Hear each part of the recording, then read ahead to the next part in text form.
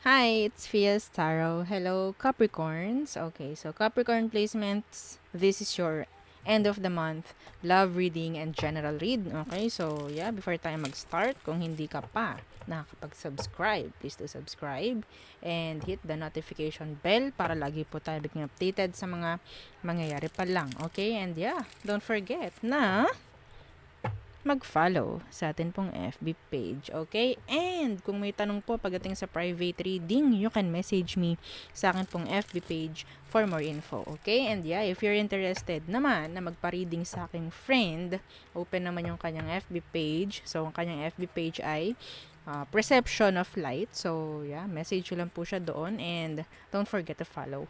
Okay? And what else?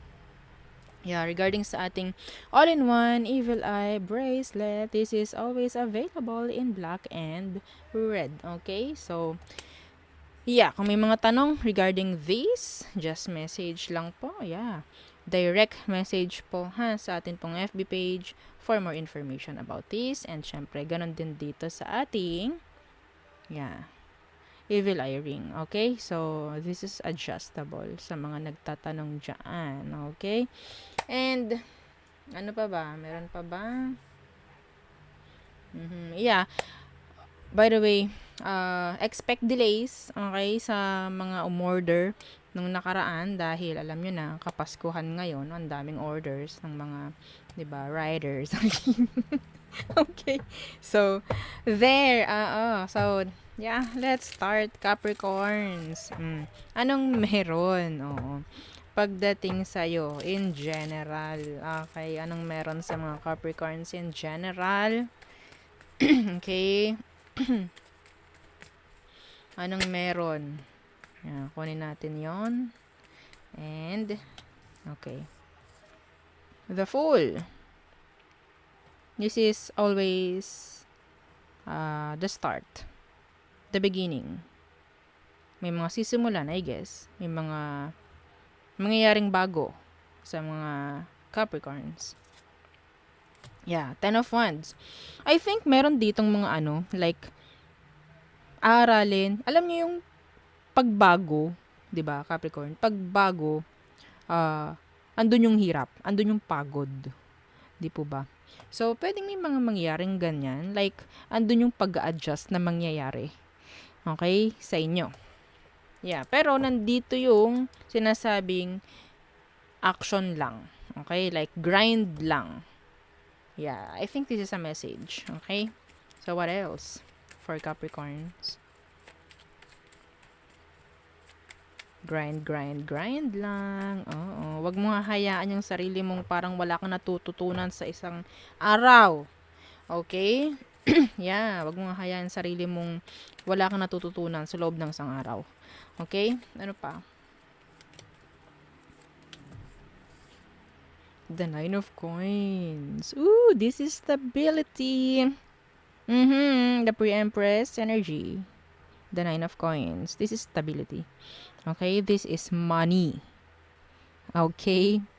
Yeah, this is prosperity. Capricorn, this is kaperahan. Oo, pumapalakpak ang tenga. Ha? Anong meron pagdating dito sa Nine of Coins? Oh, the Nine of Wands in reverse. Okay, so, I guess, sabihin natin, kahit konti, Capricorn, pahinga. Ha? Oo. Ang naririnig ko is, life is not all about money. Okay? I don't know. Napaka-specific ng narinig ko na yon. Okay? Pahinga. Kahit konti. Magkaroon ka ng, sabihin natin, eto ha, some of you, minsan gastusan mo yung sarili mo. Minsan. Oo. Okay? Minsan gastusan mo yung sarili mo, Capricorn.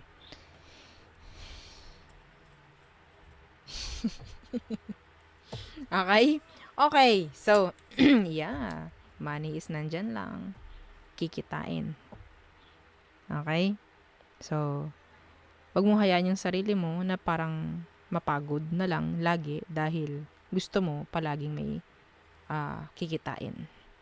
Minsan, sa loob ng isang linggo, magpahinga ka naman. Aha? Okay? So, tayo ay tumungo na sa iyong love situation. Okay, Capricorns. Ano bang meron? Oo, share mo naman. Okay, who's the person on your mind, Capricorn? Anong meron sa kanila? The Fool. Lagi mo nang kuha. Some of you might be dealing with an Aries or fire sign. The Fool in reverse. The Two of Coins in reverse. Itong taong to, specific ha. Tinalikuran nito, okay, ang new beginning na meron kayo.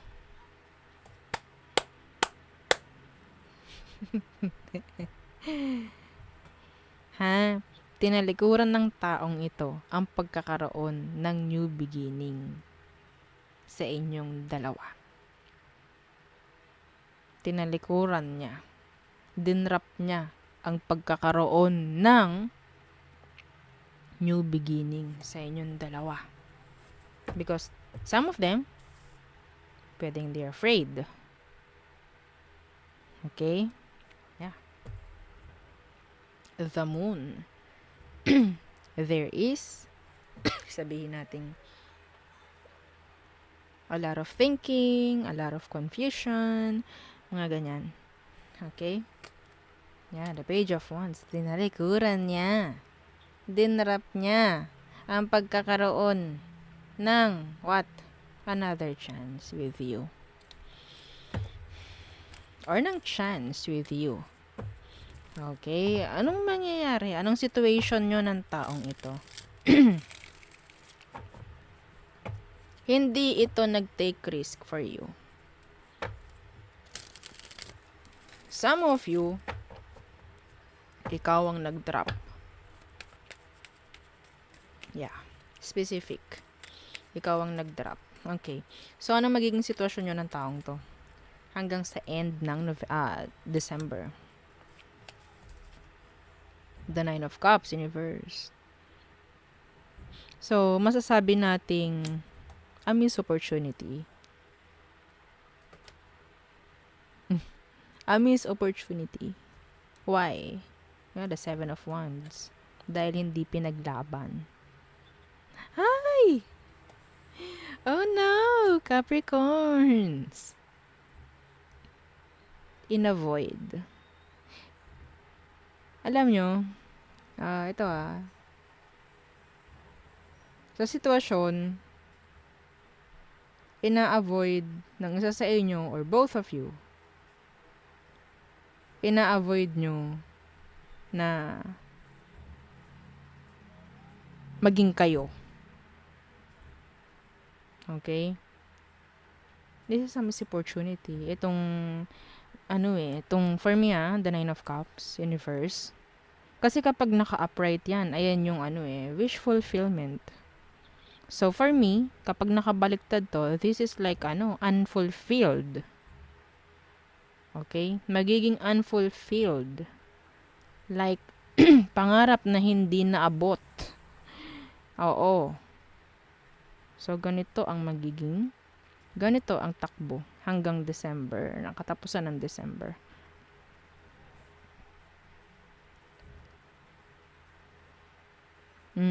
Okay? Yeah, this is sad. Why? This is your energy. The King of Coins. Someone is bitter, Capricorn. Someone is bitter. Ayan sa likod. So maybe, talagang iniwan mo tong taong to. Pwedeng ikaw ang umiwan sa kanya, Capricorns. Binitawan mo.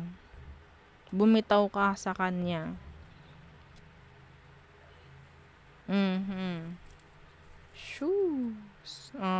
yeah, the Nine of Wands. May nag-a-avoid talaga dito. Someone is being guarded. Pangarap, oo. Itong relasyon na to, itong connection na to, naging pangarap to ninyong dalawa. Pero, hindi ko nakikita ngayon na parang naaabot. Okay. Oo. So, tingnan natin, no? Ano bang magiging next action niya towards the situation? Kulang sa effort ang nakikita ko dito. Another 9. The 9 of coins. Kailangan ka nito. Kailangan ka nito, Capricorn. Kinakailangan ka niya. Kaya nga naging miss opportunity eh. Kaya nga naging unfulfilled eh. Kasi gusto ka ng taong to. I don't know. Pwedeng dinrap mo tong taong to dahil sa sobrang takot. Or dahil sa sobrang, yes, hindi niya kaya kang i-take risk. Ha? Okay? The 9 of coins in reverse and the 3. Oh. The 3 of coins in reverse. Hindi ka kayang makuha ng taong to. Pero kailangan ka. Pero gustong gusto ka. Meron lang talagang hadlang sa sitwasyon. Kaya ganito, Capricorn. Some of you, there's a third party involved. There is someone involved. Ooh.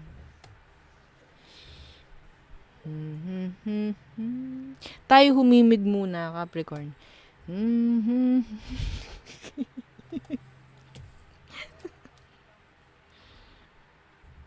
Well, ayaw ng taong to na maging parte ng isang third party relationship. Sa totoo lang.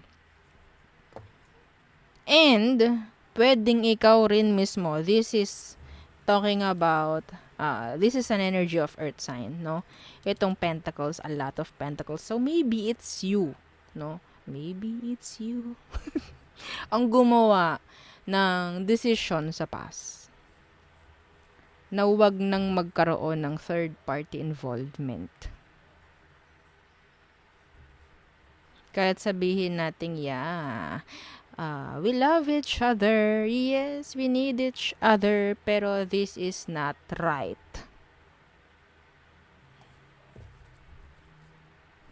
The King of Cups in reverse. So, I think, utak na ang ginamit. Hindi na ito. Hindi na emosyon.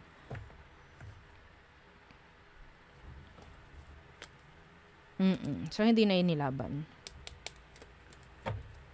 Kasi pwedeng hindi na pwede. Di tayo pwede. Okay? Oo. Yung iba naman, issue rito is pera. Pwedeng, ito pwedeng, alam mong piniperahan ka. Alam mong piniperahan ka. Hindi yun para sa lahat. The benefits. Okay? So, nandyan pa rin yung pagtataboy, yung pag-avoid. Okay? Pero kailangan ka niya. Ay, ang bitter, ang sad.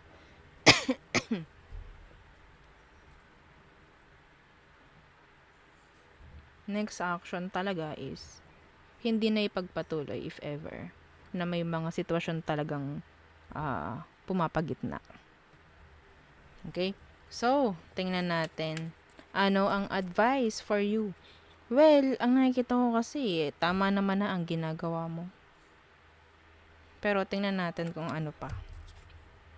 The Four of Wands. Just focus on your stability. Focus na lang sa stability mo, Capricorn. Lagi naman ganon. No?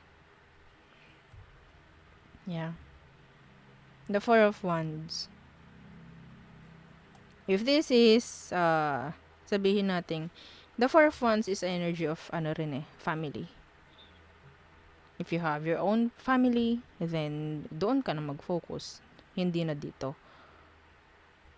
Kung makikita mo yan, ayan o, may bahay dyan. Okay? Yeah. Doon ka na lang mag-focus sa mga bagay na dapat mong pag-focusan. Okay? Yun na lang. Yeah. The Sun. Alam mo naman kung anong tama at mali. Okay? Yeah, the Three of Cups behind the third party. Yeah. Typical na third party reading relationship. Oo. Okay, so tayo tumungo na sa all signs. For you Capricorns. Okay, ano bang meron for Capricorns? Aries, avoiding you. Taurus, they want a repeat. They want to come back. Gemini, they still want you. Cancer, they're dropping you. Or maybe you drop them. Leo, there's a third party involvement. There's no cooperation with this Leo. Virgo, they're attracted sa'yo. Libra doesn't want any kind of partnership or connection with you. Scorpio, takot sa commitments. No stability with this Scorpio. Sagittarius, they're a liar. Okay, some of them, they're afraid. There's infidelity for some of them. May infidelity ginagawa. Like, yun nga. Okay? Capricorn, so they want to message you. Some of them, they want to make an action towards you. Yeah. Nakakarinig ako appreciation. Aquarius, nandun yung parang tinatalikuran ka ni Aqua. May mga pagkakataong hindi niya kayang sabihin yung mga totoo. May chance na nagsisinungaling din si Aqua. Pisces, okay, they're invested. Some of them, they're waiting. Okay? So, there. Yun ang ating reading for Capricorn placement. So, thank you. Bye!